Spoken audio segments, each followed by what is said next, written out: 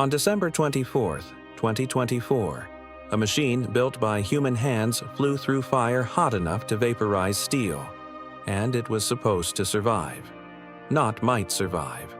Was engineered, calculated, and bet on to survive. For 3 days, nobody on Earth knew if it had. This isn't a story about a close call. It's a story about a spacecraft deliberately diving into the sun's outer atmosphere at a speed no human-made object has ever reached, to answer a question that has embarrassed physicists for 70 years. Why is the sun's atmosphere hundreds of times hotter than its surface? That shouldn't happen. It breaks a rule you'd think fire follows everywhere else. And on Christmas Eve, humanity's answer got a little closer, 3 days after almost losing everything to get it. The mission is run out of the Johns Hopkins Applied Physics Laboratory, and when the spacecraft went dark for its plunge, Mission Operations Manager Nick Pinkeen put it plainly. No human-made object had ever passed this close to a star, so the probe would be returning data from uncharted territory. NASA wasn't guessing what would happen. Nobody could. That's the point.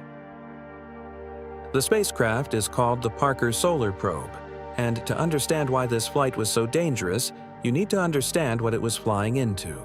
The sun's visible surface, the part you see in every photo, sits around 10,000 degrees Fahrenheit. Hot, but manageable by stellar standards. Above it, though, is the corona, the sun's faint, wispy outer atmosphere, the part you only glimpse during a total eclipse. And the corona isn't cooler than the surface. It's hotter, 1 to 3 million degrees hotter. Picture standing a few feet from a bonfire and finding the air 10 feet further away is boiling, not cooling. That's the corona. It's called the coronal heating problem, and it's been unsolved since the 1940s. Parker Solar Probe was built to fly directly into that impossible heat and find out what's powering it. To get anywhere near the sun, the spacecraft first had to solve a different problem. How do you slow down enough to fall toward something with that much gravity, without either overshooting it or burning up decades early? Falling toward the sun takes far more energy to cancel out than falling away from Earth. NASA's solution was patience. Over 6 years, Parker Solar Probe used 7 separate gravity assist flybys of Venus, each one bleeding off a little more orbital energy, tightening its loop around the sun a notch at a time. That should have been enough to call the engineering problem solved. It wasn't. Getting close was only step 1. Surviving what was waiting there was another problem entirely. Because at 3.8 million miles from the sun's surface, close enough that earlier NASA missions never dared go there, the front of the spacecraft was facing radiant heat around 2,500 degrees Fahrenheit. And that's where the second piece of engineering comes in. A heat shield only about 4.5 inches thick, made of a carbon-carbon composite wrapped around a lightweight carbon foam core that's mostly empty air. It sounds flimsy. It isn't. That shield is why every single instrument on board stays tucked directly behind it, in its shadow, while temperatures on the sun-facing side climb high enough to melt most metals. Behind that shield, the spacecraft itself stayed at a comfortable room temperature. That's not an exaggeration for effect, that's the actual number. But a heat shield doesn't answer why anyone needed to see this closely in the first place. And this is where the mission's real target comes back in: magnetic switchbacks. As Parker Solar Probe skimmed through the corona on this and earlier passes, it detected the sun's magnetic field lines snapping into sharp S-shaped kinks, bending back on themselves like a whip cracking, then straightening out again. Those switchbacks aren't just a curiosity. Scientists now think they're one of the mechanisms feeding energy into the corona, kicking plasma to extreme speeds and helping explain why that outer atmosphere runs so much hotter than the surface below it. It's not the whole answer. Nobody's claiming that. But it's the clearest piece of evidence yet for one of the corona's most stubborn mysteries. And just as researchers thought they were closing in on that story, the probe's camera handed them a second one nobody had asked for.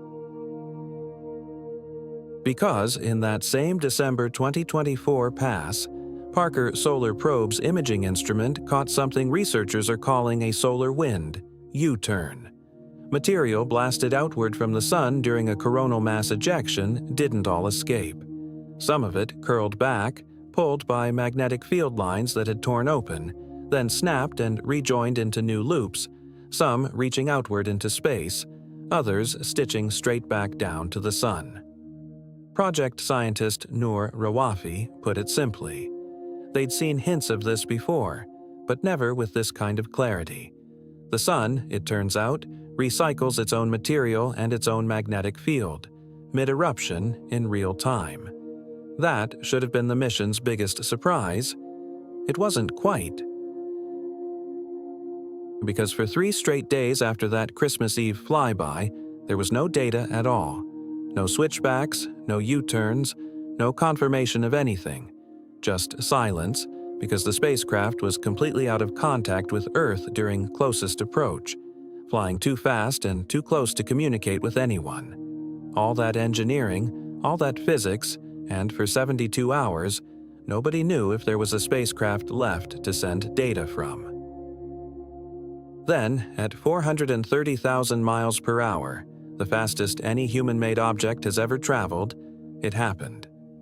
Late on December 26th, a single, simple beacon tone reached the Johns Hopkins operations room. Not full data, not telemetry, just a tone. And that tone meant one thing.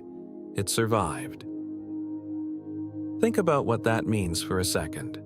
This entire mission is named after a man who wasn't even believed at first. In 1958, physicist Eugene Parker proposed that the sun constantly ejects a stream of charged particles in every direction, what we now call the solar wind. Reviewers rejected his paper. It only reached print because an editor overruled the objections and published it anyway. Parker was right. Decades of spacecraft data would go on to prove it. And in 2018, at 91 years old, he lived to watch a spacecraft carrying his own name launch toward the star he'd spent his career trying to understand. He died in 2022, before this Christmas Eve flight, before the mission bearing his name flew closer to a star than his own equations had first dared to predict. The data from that flight isn't just rewriting a 70-year-old mystery about coronal heat. It's teaching NASA how to forecast the sun's violent outbursts days in advance instead of minutes. The difference between a warning satellites and power grids can act on, and a Carrington-level storm that simply arrives. Parker's solar probe didn't just touch the sun. It went looking for the fire underneath a star that, by every rule we thought we understood, shouldn't be burning hotter the further you get from it.